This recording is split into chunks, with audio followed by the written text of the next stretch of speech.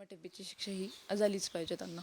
दुसरी गोष्ट हे सगळं अगोदर केलं असतं म्हणजे पोलिसांनी कारवाई केली असते, अटक केली असते तर हे झालं नसतं असं वाटतंय का? म्हणजे लवकर कारवाईच्या प्रकरणात व्हायला पाहिजे कारण तो पण गुन्हा दाखल केला होता. हो नक्कीच. पोलिसांनी. मी म्हणेल की जर माझे मिस्टर असले तरी त्यांनी लवकर म्हणजे त्यांनी फरार न होता लवकर त्यांनी समोर येऊन जर सांगितलं असतं की हे काय माझा संबंधच नाही आहे याच्यात वगैरे, नक्कीच आज त्यांना म्हणजे ते याच्यातून बाहेर पडले असते किंवा अटक नसते झाली. म्हणजे जे जे मेन सूत्रधार आहे ते तर म्हणजे मीडियासमोर आलेलेच आहे चौघेजण.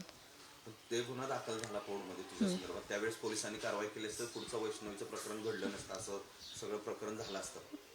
हो नक्कीच की त्यावेळेस जर पोलिसांनी योग्य ती कारवाई घेतली म्हणजे हाती लावली असती त्यावेळेस पण यांना पकडायची भूमिका घेतली असती तर ते नक्कीच आज हे नसतं झालं.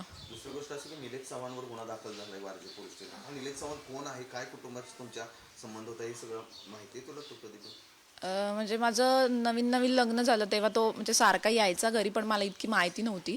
पण नंतर थोड्या काही काळानंतर मला कळलं की ते असे करिश्मा म्हणजे माझी नणंद आहे त्यांचे फ्रेंड्स आहेत म्हणून. आणि ते कायम माझ्या भांडणामध्ये वगैरे ते असायचे म्हणजे वैष्णवीच्या म्हणा किंवा आमच्या म्हणा भांडणामध्ये ते असायचे काय.